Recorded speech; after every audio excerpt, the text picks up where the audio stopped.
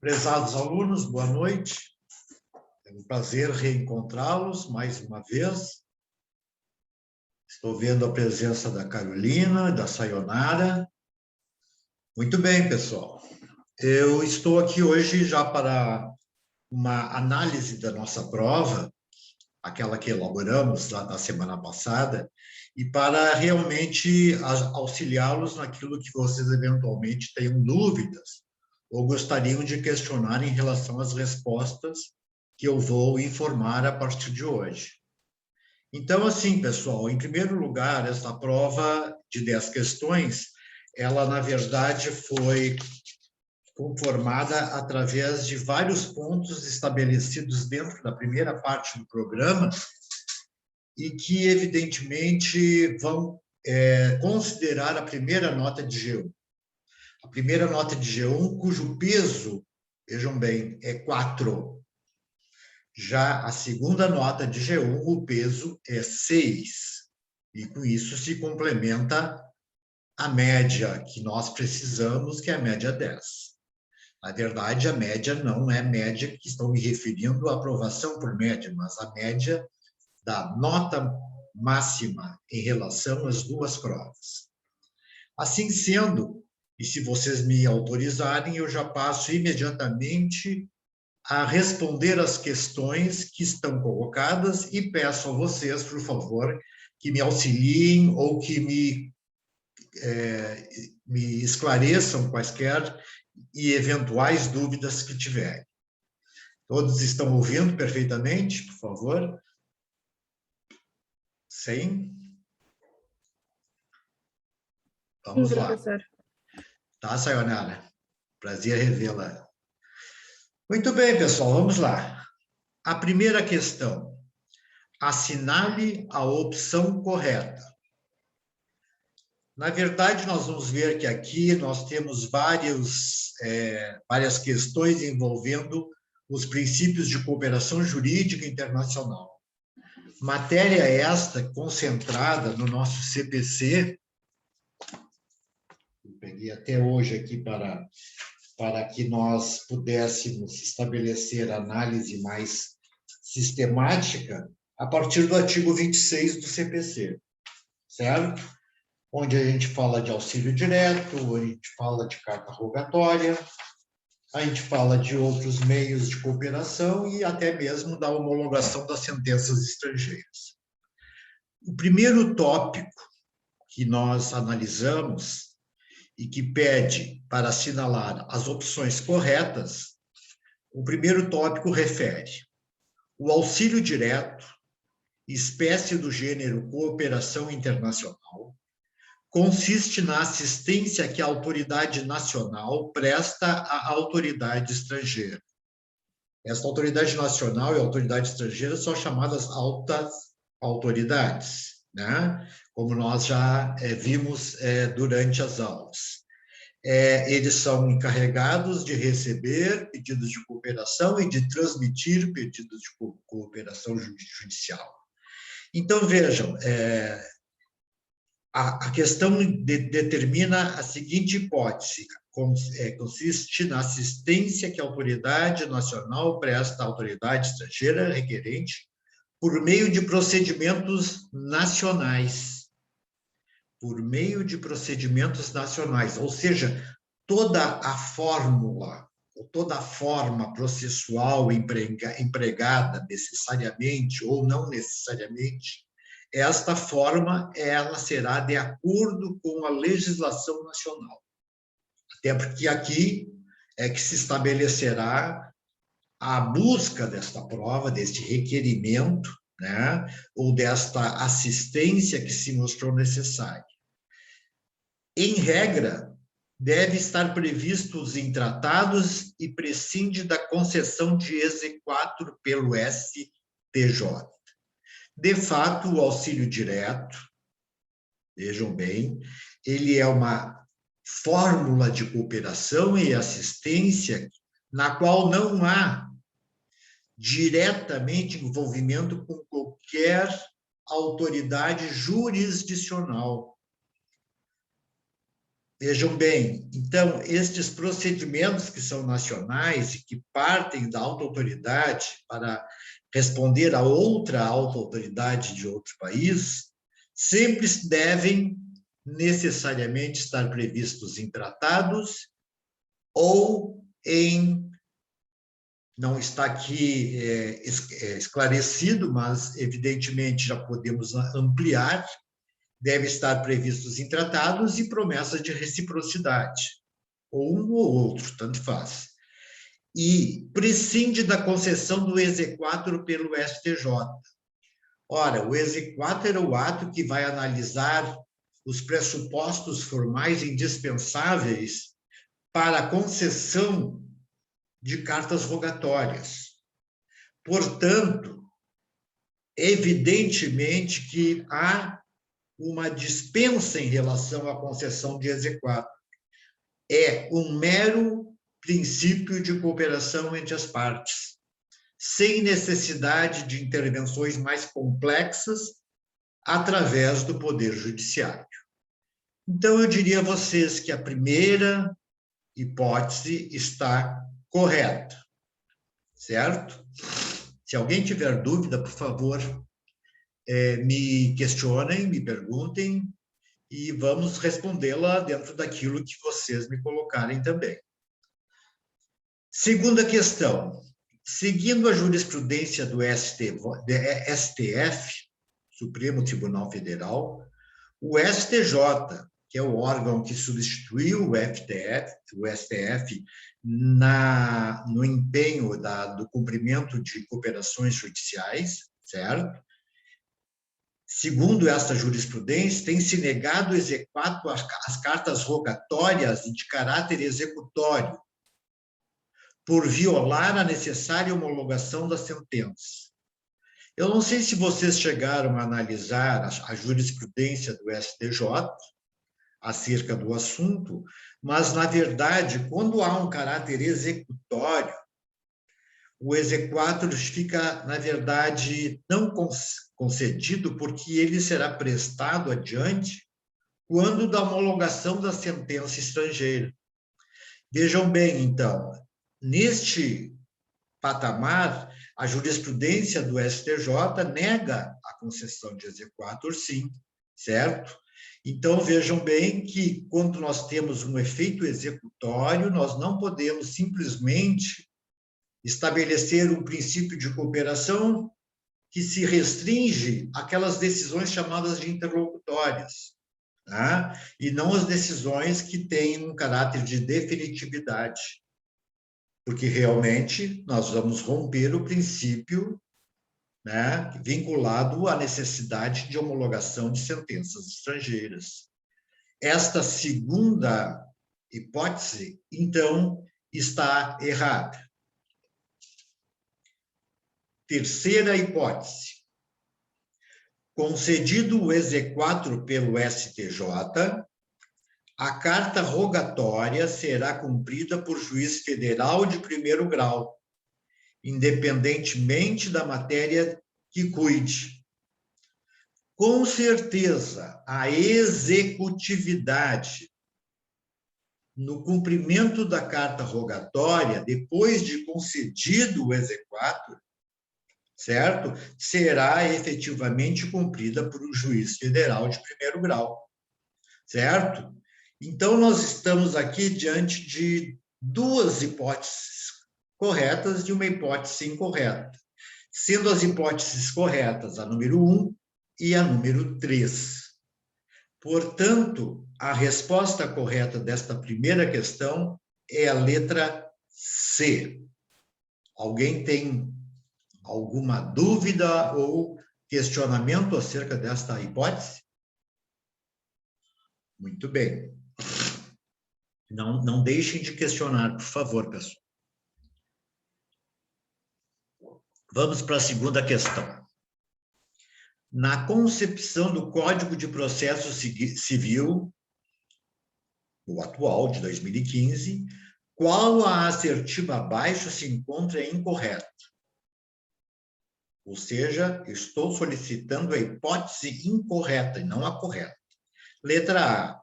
quando o credor de alimentos tiver domicílio no Brasil, prefere o juiz nacional para julgar e processar o feito, embora se trate de caso de jurisdição concorrente.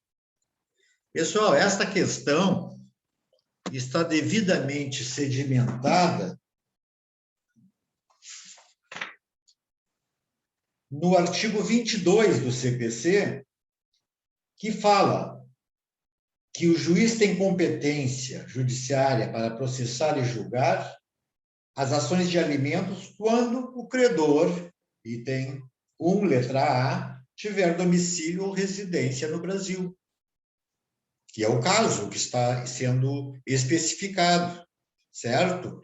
Mas nós falamos por diversas vezes durante as nossas aulas que essa preferência não exclui o fato de que esta questão é de cunho jurisdicional concorrente. Tanto o juiz nacional quanto o juiz estrangeiro podem julgar a questão. E isto vai fazer com que qualquer deles possa levá-lo até bom termo, sua sentença final, certo?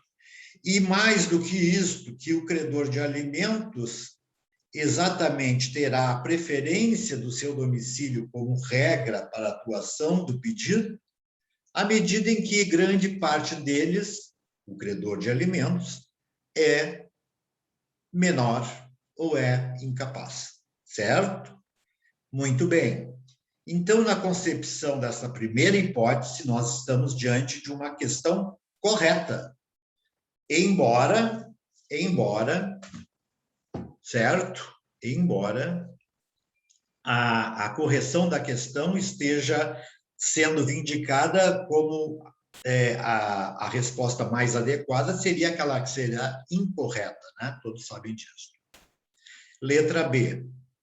O juiz brasileiro, em ações de divórcio, terá competência exclusiva para julgar a respectiva partilha de bens situados no Brasil. É correta esta afirmação? O juiz brasileiro, em ação de divórcio, tem competência exclusiva para julgar a partilha de bens situados no Brasil. De novo, basta-nos ler o disposto no Código de Processo Civil, né, que vai falar acerca do divórcio, especificamente o artigo 23, item 3º, inciso 3º, que diz: compete à autoridade judiciária brasileira, com exclusão de qualquer outra, terceiro, em divórcio, separação judicial ou dissolução de união estável, proceder à partilha de bens situados no Brasil, ainda que o titular seja estrangeiro, de nacionalidade estrangeira, ou tenha domicílio fora do território nacional. Caso típico de competência exclusiva, ou seja, a questão da letra B, ela vai corresponder a uma definição de natureza correta também. Reitero que o que se pede é a hipótese incorreta. Letra C. Promovendo o réu contestação relativa à eleição do foro exclusivo estrangeiro, não poderá o juiz nacional julgar o mesmo feito. Ora, o que nós estamos dizendo? Nós temos à disposição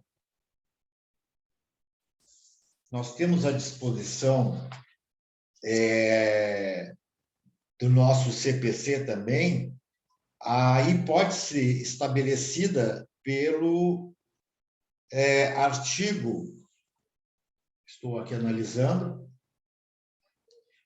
25 do CPC, que diz: não compete à autoridade judiciária brasileira o processamento e o julgamento da ação quando houver cláusula de eleição do foro exclusivo estrangeiro em contrato internacional, vírgula, arguída pelo réu em contestação. Pessoal, novamente é uma reprodução do disposto na lei. A resposta da letra C está igualmente correta. Finalmente, a questão D.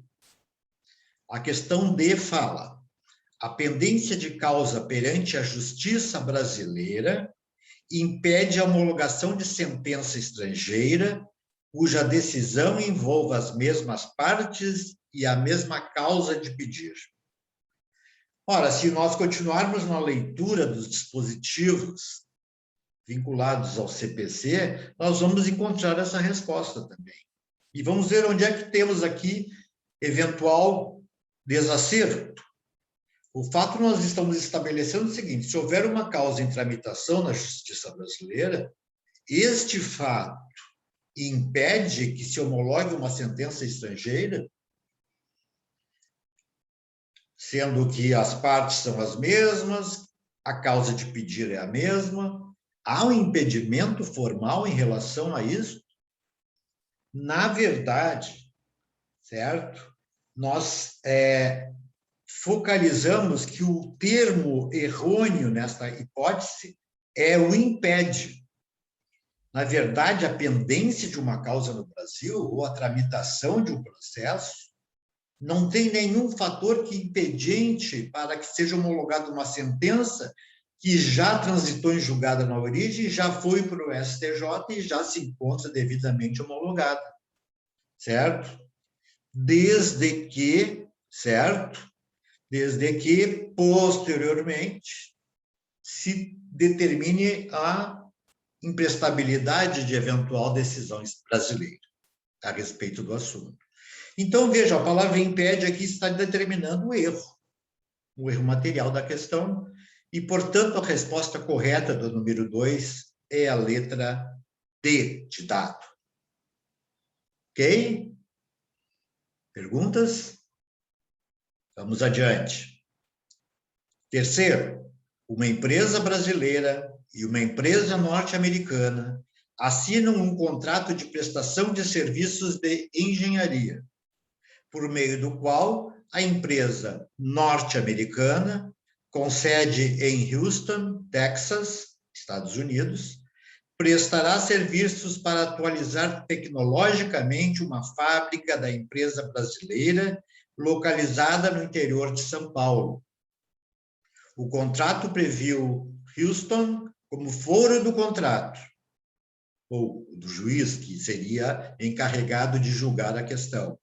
No tocante à lei aplicável ao mesmo contrato, esta será regida, este caso será regido, ou este contrato será regulado pela lei norte-americana, pela lei brasileira. Pessoal, a questão envolve contrato, portanto, obrigações, que está sedimentado também na Lei de Introdução às Normas do Direito Brasileiro, especificamente no artigo 9º. E o artigo 9º estabelece que aplicar-se-á a lei do local em que se constituir a obrigação. Até aí, tudo bem. Este é o caput do dispositivo do artigo 9º, e que só vai ser alterado, eventualmente, se houver algum outro elemento que autorize a possibilidade desta alteração através dos parágrafos que seguem. Assim sendo, nós temos como evidente que na fórmula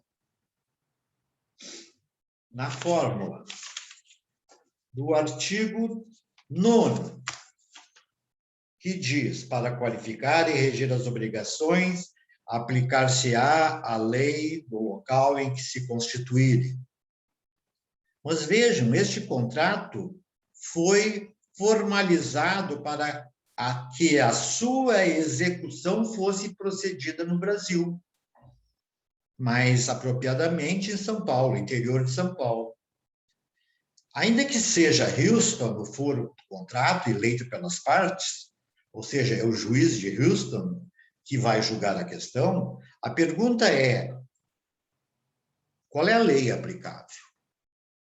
Ora, nós temos especificamente a consideração de que este dispositivo, o artigo 9, vai encontrar-se no parágrafo 1º, certo? Do mesmo artigo, dizendo o seguinte: destinando-se a obrigação a ser executada no Brasil e dependendo de forma essencial, será esta observada, ou seja, será a lei brasileira observada.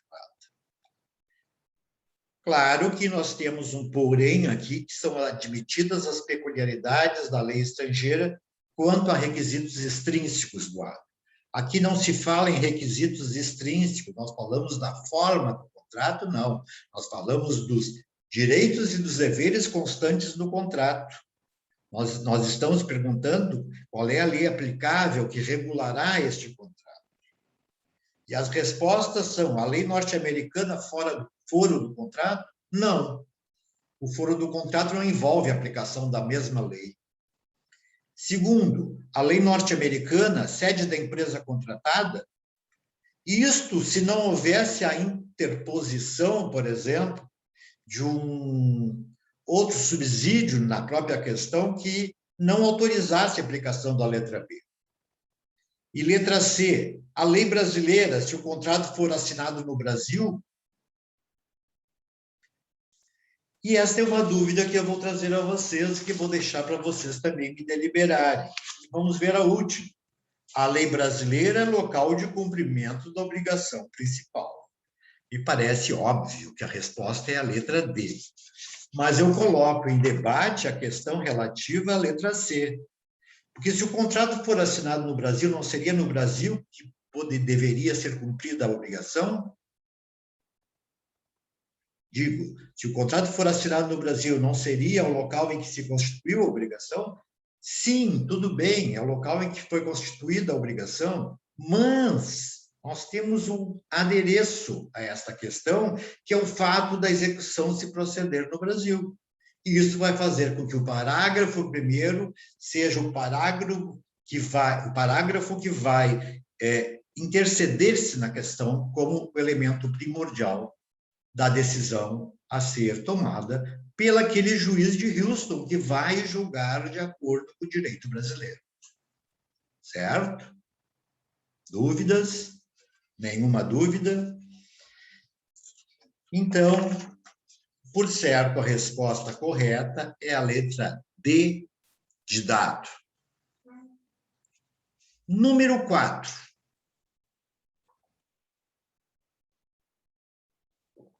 Considerados os requisitos para a homologação da sentença estrangeira no Brasil. Quais são os requisitos para a homologação da sentença, a homologação de sentença estrangeira no Brasil? Pessoal, rapidamente, eu falei isso antes da aula e revisamos isso.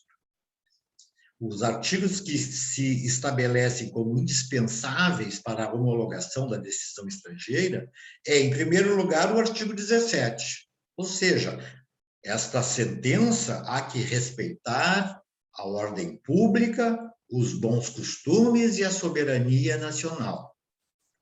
Requisito íntegro, inteiro, ou requisito essencial do tipo. Por outro lado, quanto aos pressupostos para homologação, ou requisitos, como quiserem, nós estamos falando do artigo 15 da Lei de Introdução. Assim sendo, a questão está indagando exatamente isto.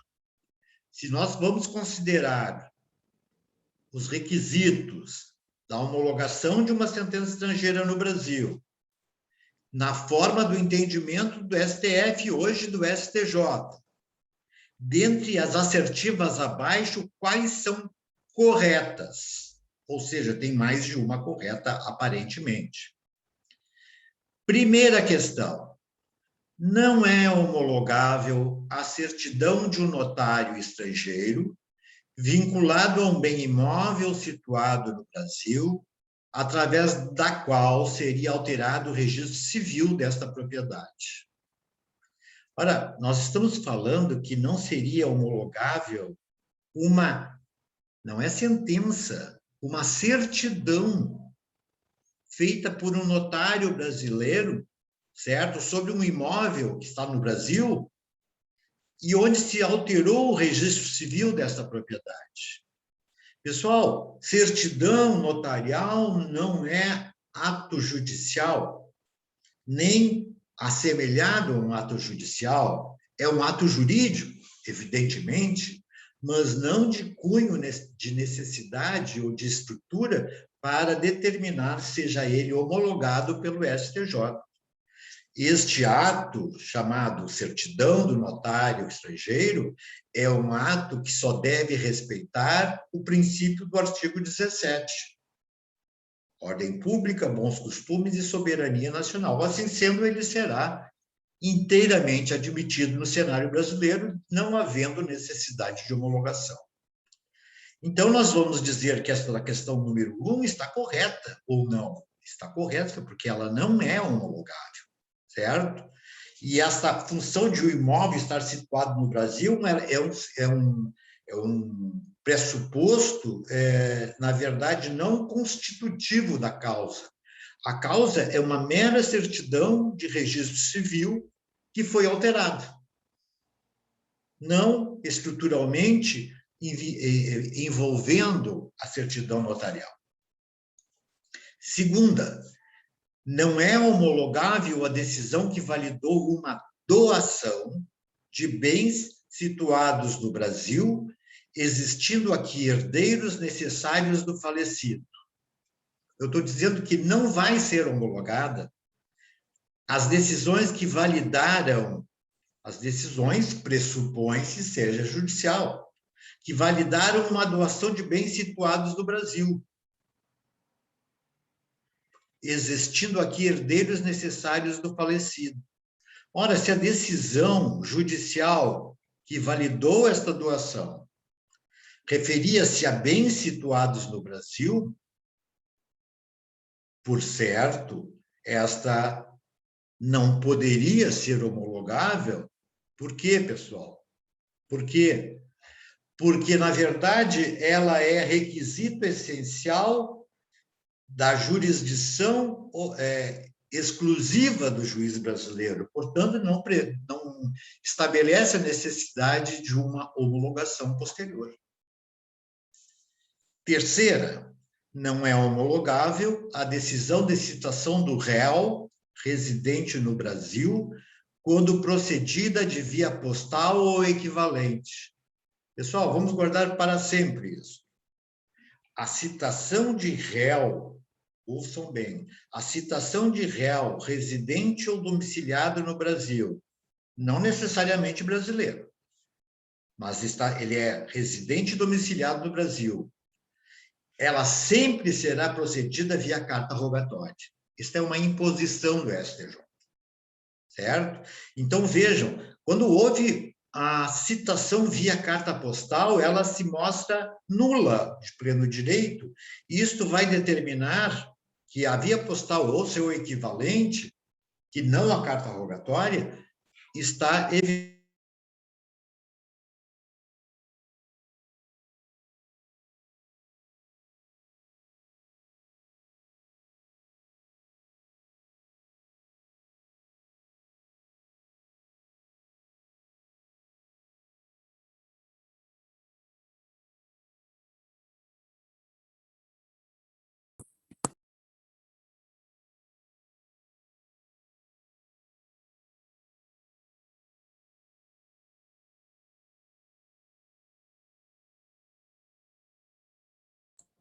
Professor, o seu áudio mutou aqui, eu não sei. Eu apertou sem querer, mas mutou o seu áudio.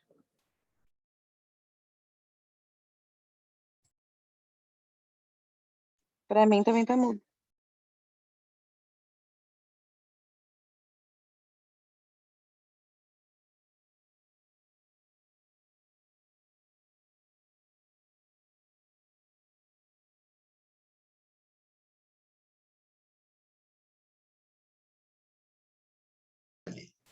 Ok, acho que agora deu, né? Deu. Deu. Desculpa, eu volto. É a questão número 4, né? Isso. A pergunta, então, se é homologável ou não, eu estava na segunda, que não é homologável, mas vamos falar de novo. Considerados requisitos para homologação de sentença estrangeira. De um imóvel situado no Brasil, através da qual seria alterado o registro civil, já vimos que não é homologável, porque a certidão não é uma decisão, não é uma sentença. Então, está correta a número 1. Número 2, não é homologável a decisão que validou uma doação de bens, processo de validação da doação de bens, situados no Brasil, existindo aqui herdeiros necessários. Ora, se os bens estão situados no Brasil e aqui existem herdeiros necessários do falecido, certo? Esta decisão é sim homologável. É sim homologável, certo? Terceiro, não é homologável a decisão de citação do réu residente no Brasil quando procedida de via postal ou equivalente. Ora, ouçam bem, eu acabei de refletir, e talvez vocês não tenham ouvido, que a fórmula legal para a citação de réus em processo internacional, quando eles for residente ou domiciliado no Brasil, não pode ser a via postal, nem equivalente à via postal, só e exclusivamente as cartas rogatórias. Se chegaram aos juízes do STJ para homologar um pedido onde a citação é definida ou comprovada como feita por via postal, este processo não será homologado, certo? Então, a terceira, me parece, também está correta. Quarta, não é homologável a decisão para a qual não exista comprovação ou a possibilidade de comprovação do trânsito em julgado. Ora, se não existe como comprovar o trânsito em julgado, essa decisão não é homologável, certo? E agora, pessoal, quais as respostas que vocês colocaram? Vamos ver, A, B, C ou D? Vamos lá. Carolina, qual é a resposta que você colocou? Maurício, não estão ouvindo? Sayonara, Sayonara está ouvindo. Sim, prof, mas eu errei essa questão. Tenho certeza. O que você colocou? Eu marquei A, 1 e 2 correto, mas agora eu tenho certeza Na que é errado. verdade, é 1 e 3, a letra D, certo? 1 e 3, que são as corretas. Posso seguir? Vamos lá. Número 5. Relativamente a um casamento contraído na Holanda por um brasileiro, domiciliado na Inglaterra, e uma brasileira domiciliada na Dinamarca, aplica-se para reger as formalidades da cerimônia qual lei? A lei inglesa, dinamarquesa, holandesa ou brasileira? Pessoal, vamos ver bem claramente o seguinte, a situação é que o casamento foi feito na Holanda, de acordo com a lei holandesa, entre dois brasileiros, sendo que ele é domiciliado na Inglaterra, ela é domiciliada na Dinamarca, que é um fator de menor importância. Mas para reger as formalidades da celebração, qual é a lei aplicável? Se nós vamos utilizar o parâmetro analógico, certo? Da Lei de Introdução às Normas do Direito Brasileiro, que é o que a gente pleiteava, nós vamos ter que cumprir aquilo que está estabelecido no artigo, só um minutinho, no artigo 7º, que vai falar exatamente, quando trata do parágrafo 1º, da seguinte hipótese: realizando-se o casamento no Brasil, será aplicada a lei brasileira quanto aos impedimentos dirimentes e às formalidades da celebração. E aqui um esclarecimento. Mas nós estamos falando de Holanda, e por que, professor, está o senhor falando que a lei holandesa seria prevalecente? Porque esta é uma regra que é universal também. Todas as exigências formais para um casamento, sejam as formalidades do casamento, sejam os motivos impedientes do casamento, são definidos pela lei do local em que se casou. Então, evidentemente que a resposta adequada nessa hipótese é a letra C, certo? Ou seja, a lei holandesa. Alguma dúvida? Algum questionamento? Não, né? Vamos adiante. Número 6. Maria, brasileira, residente no Brasil, resolveu cobrar, em nome de seu filho Eric, a prestação de alimentos do pai dele, Hans, alemão residente na Alemanha.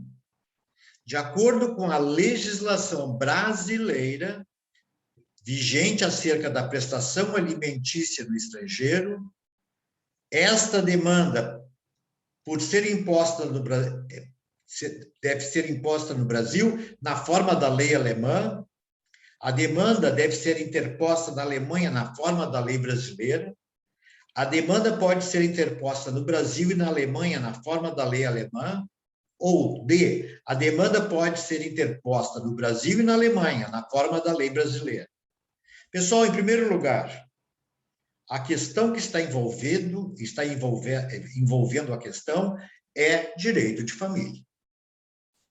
O direito de família estabelece-se a regra básica pela legislação brasileira vigente de que, na fórmula do artigo 7º da Lei de Introdução, certo?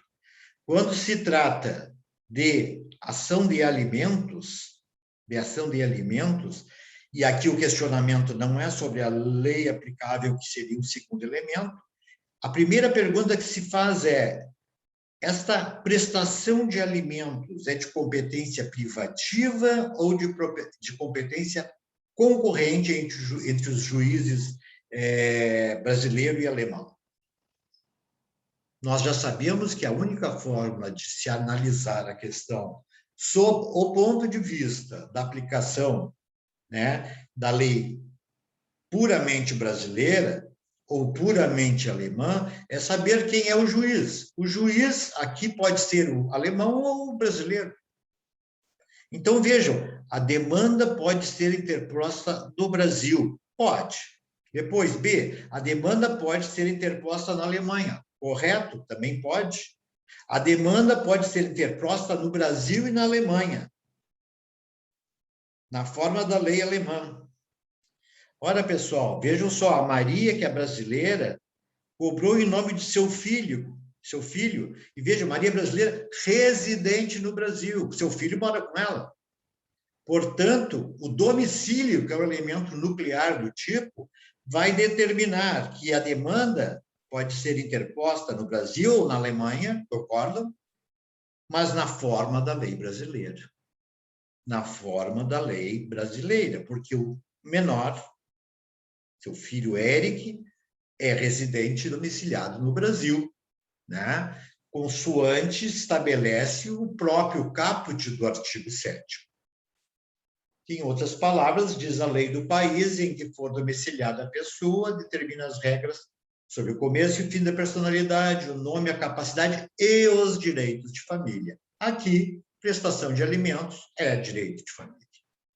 Resposta correta, letra D de dado. Número 7. Assinale a alternativa incorreta. Letra A. Caso uma decisão estrangeira venha ferir a ordem pública brasileira, ela, ainda assim, será executada no país, desde que seja formalmente perfeita, face ao sistema de deliberação existente no Brasil. Pessoal, ao contrário, se uma decisão estrangeira ferir a ordem pública, lá do artigo 17, ele não será aplicável no Brasil. Olha que diz o dispositivo do artigo 17. As leis, atos e sentenças de outro país, bem como quaisquer declarações de vontade, não terão eficácia no Brasil quando ofenderem a soberania nacional, a ordem pública e os bons costumes. Repito, não terão eficácia. Então, vejam, quando eu estou falando que essa decisão estrangeira feriu a ordem pública, mas ainda vai ser executada, ou seja, para ser executada, ela teria que ser homologada. E aqui diz que, se estiver tudo formalmente perfeito, diante do sistema de delibação do STJ, haveria a possibilidade de homologar, está dizendo isso, e não há possibilidade de homologação, porque a ordem pública influi decisivamente na necessidade de preenchimento também do requisito do artigo 17. E já antecipo, a resposta correta é a letra, e que é incorreta, né? É a letra A. Vamos ver as demais para vermos qual é a solução que nós encontramos aqui. Letra B. A noção de ordem pública diz respeito, em geral, às normas de caráter protetivo, tais como, por exemplo, o Código de Defesa do Consumidor e o Estatuto da Criança e do Adolescente. Realmente, a ordem pública ela está estritamente vinculada a estas regras de proteção, seja normas do consumidor ou da criança e do adolescente. Portanto, essa resposta, essa questão, essa hipótese da letra B está correta. E nós pedimos a incorreta. Letra C. A soberania nos remete à ideia de Estado e se manifesta tanto interna quanto internacionalmente. Evidente que o pressuposto da soberania de cada Estado é uma noção interna e internacional. Interna porque garante ao Estado a plenitude da administração de um território e de um povo determinados. Enquanto que internacional, ao ensejo do momento em que este Estado representa a própria evolução do sistema nacional diante de um, por exemplo, acordo internacional ou tratado internacional. Então, nós estamos também com uma hipótese, que é a letra C, que é correta. Letra D. Os bons costumes e a ordem pública não são conceitos absolutos e variam no estado, no espaço e no tempo. Pessoal, ao contrário, os bons costumes são conceitos absolutos. O que é a ordem pública? Todo o cabedal, o número de questões envolvidas dentro de um determinado estado, onde são vinculadas a questão religiosa, a questão cultural, a questão legal, a questão jurídica, é todo o arcabouço que monta o Estado com a sua estrutura típica daquele Estado. Então, ela é, evidentemente, um conceito absoluto e não varia. Não varia, a não ser que haja um acordo internacional que altere essa ordem pública, que é muito difícil, porque há um envolvimento aí da concepção interna de soberania e da concepção externa de soberania. A resposta da letra D também está correta. Em resumo, a resposta correta da questão número 7 é a letra A, certo? Muito bem. Vamos adiante. 3 alemães constituíram uma sociedade comercial por cotas de responsabilidade limitada no Brasil, objetivando a execução de atividades exclusivas de exportação de produtos para uma empresa sediada no território alemão. Vejam, foi constituída uma sociedade comercial no Brasil por 3 alemães, certo? E o objetivo era executar atividades de exportação de produtos para uma empresa alemã. A pergunta: na forma da lei de introdução, qual será a lei observada caso ocorra um conflito oriundo das relações existentes entre a sociedade brasileira e a sociedade alemã? Aqui nós vamos gravitar lá no último artigo que trata das questões vinculadas aos elementos de conexão. Nós estamos falando de um conflito interempresarial. um conflito entre uma empresa brasileira e uma empresa alemã, certo? É o que pergunta, né? Relações existentes entre a sociedade brasileira e a alemã. Isto vai ser determinante para que se estabeleça, letra A lei alemã, pois os sócios têm a totalidade do capital social. Isso não é argumento de elemento de conexão. O fato de deter mais ou menos capital social na empresa não vincula, não é elemento de conexão. Letra B, a lei brasileira, onde se constituiu a sociedade. Ora, se a sociedade se constituiu no Brasil, ainda que sejam 3 alemães, certo? Evidentemente que a lei brasileira é que será aplicada. A letra C, a lei alemã, porque a nacionalidade dos sócios é outro argumento também que não pode ser adotado sob nenhum prisma, porque a nacionalidade não é elemento de conexão, como eu já disse reiteradas vezes. Quando vocês virem a palavra nacionalidade, dentro do sistema brasileiro, excluam. Nosso sistema é de domicílio e não nacionalidade. E letra D, a lei brasileira, porque os sócios estão aqui domiciliados. Absolutamente nada a ver. Não é relações entre os sócios, relação entre as empresas. Portanto, a resposta correta é a letra B de bola. A lei brasileira, onde se constituiu a sociedade. E diz lá no artigo 11, pessoal. As organizações destinadas a fim de interesse coletivo, como as sociedades e as fundações, obedecem à lei do Estado em que se constituírem. Ela se constituiu no Brasil. E aqui existem todos os elementos determinantes do tipo.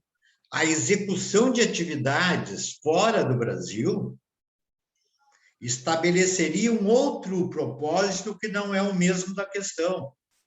Vamos imaginar que este contrato foi suspenso, este contrato não foi cumprido. Se é uma questão obrigacional, nós poderíamos falar de execução da obrigação, lá do artigo 9º, mas nós estamos falando de um conflito entre as empresas. E aqui no Brasil pré-existe a ideia de que, sendo a Constituição feita no Brasil, certo? Ela vai definir a lei aplicável, ou seja, a lei brasileira. Letra B. Número 9.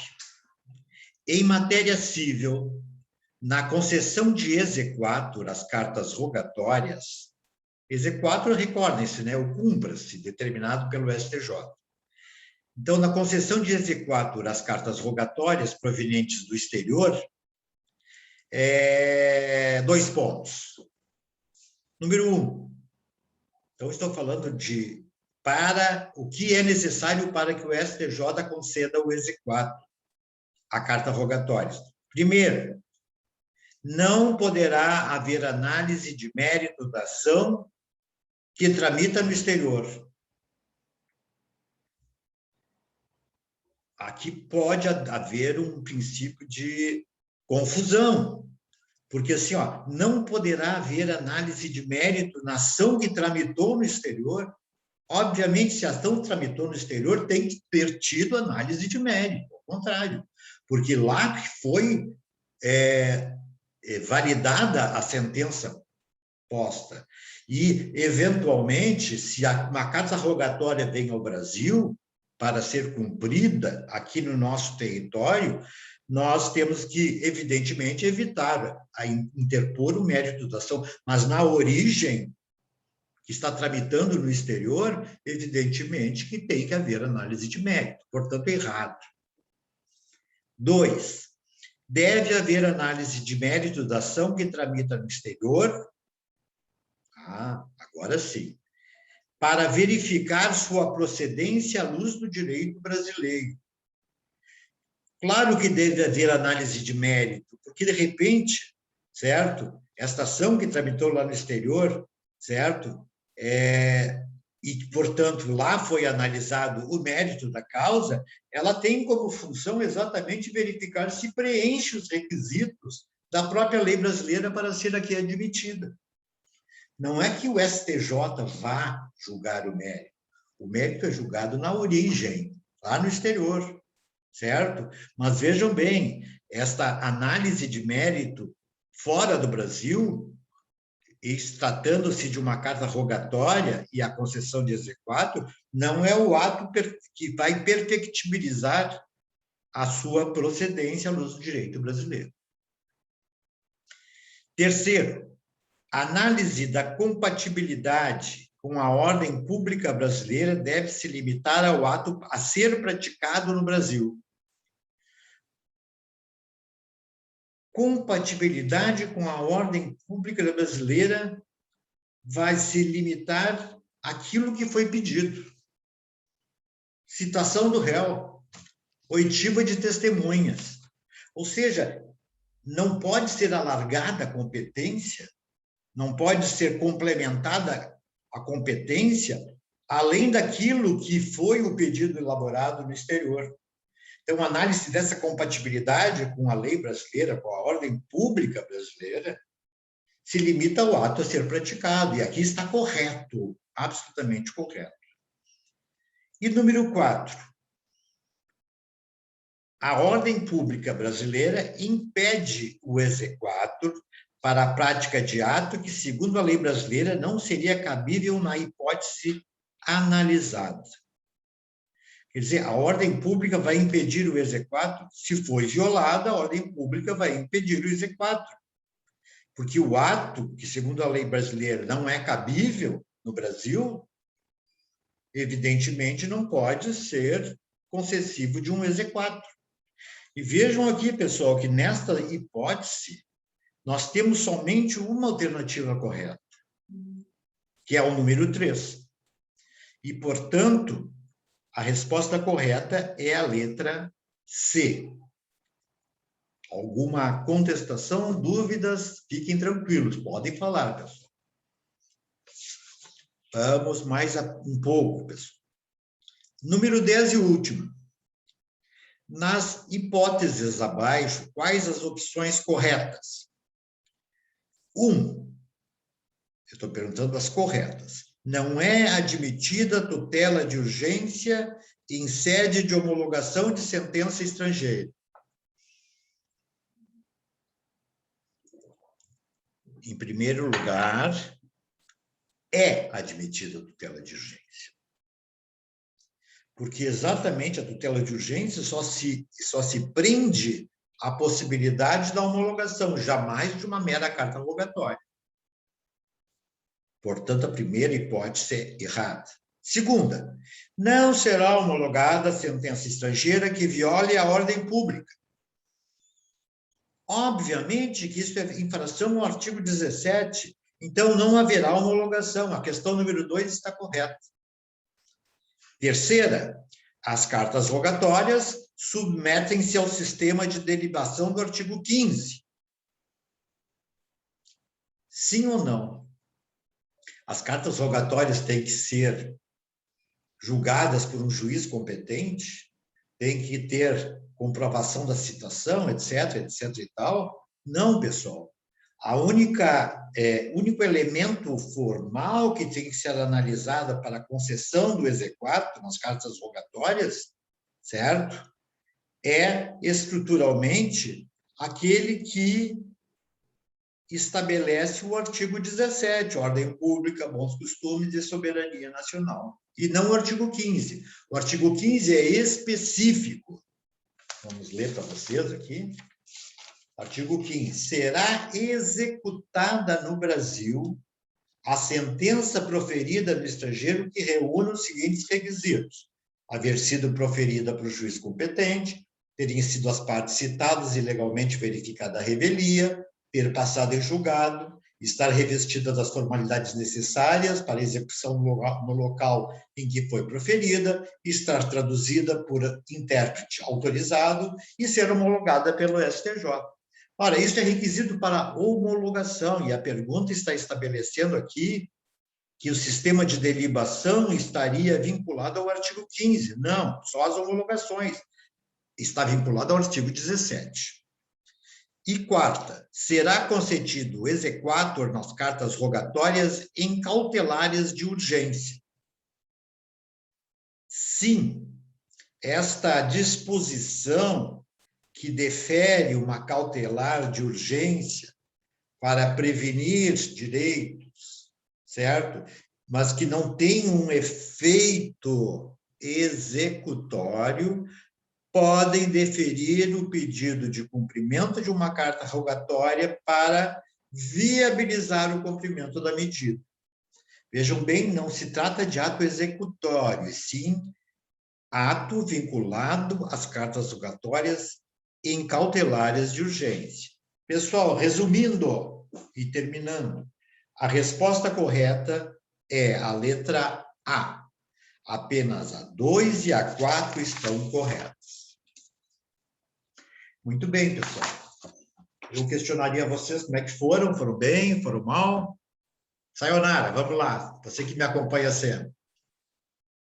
Como é que você foi, Sayonara? Prof, qual que é a resposta da aula? Hein? Da Desculpe. primeira questão. Qual é a questão?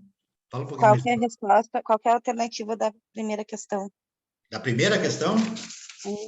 Deixa eu voltar ali, para aí. Da primeira questão. Questão a letra C, de casa. Bem, obrigada. É? Alguma outra? E aí, como é que foi? Não quer falar? Tudo bem. Eu errei a 4 e a 9. As outras eu... Nota 8 está maravilhoso para este tipo de prova. Sinceramente, Obrigada. eu vou dar-lhe parabéns para quem tirou 8, até 7, pessoal. Sinceramente. Porque é uma prova de um conteúdo inovador, é uma fórmula de elaboração de prova diferente, é uma análise que foi feita de uma maneira, tenho certeza, analítica, diante de livros, bibliografia, material que foi concedido. Então, todos vocês que eventualmente tiraram de 7 para cima estão muito bem, sem problema, certo? Eu gostaria, não obstante, pessoal, de estabelecer um pressuposto de que eu preciso gravar essa aula agora com com o sistema lá do YouTube, depois entrarmos no Moodle, para que os outros colegas de vocês possam analisar também as respostas. Isso tem que ser feito hoje. E como vocês sabem, essas gravações delongam do tempo, eu vou pedir autorização para vocês para já começar a gravar e suspendemos a aula por hoje, começamos a semana que vem com nova matéria e novo conteúdo. Qualquer dúvida que tiverem, quiserem me questionar, eu fico à disposição. Tudo bem, pessoal? Por hoje... Tudo bem, professor. Tá bom? Por hoje, então, eu deixo um forte abraço para vocês, uma boa noite, e a semana que vem voltamos, com certeza. Um abraço.